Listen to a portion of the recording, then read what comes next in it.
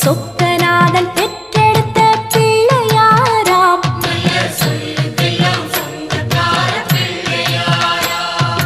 கைலாய மலைய விட்டு தெற்கே வந்தாராம். இந்த பிள்ளையாரு பட்டி கண்டு இருந்து விட்டாராம்.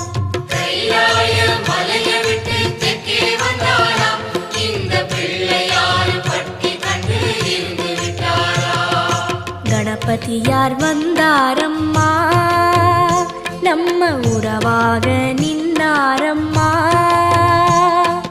கணபதியார் வந்தாரம்மா, நம்ம உறவாக நின்னாரம்மா.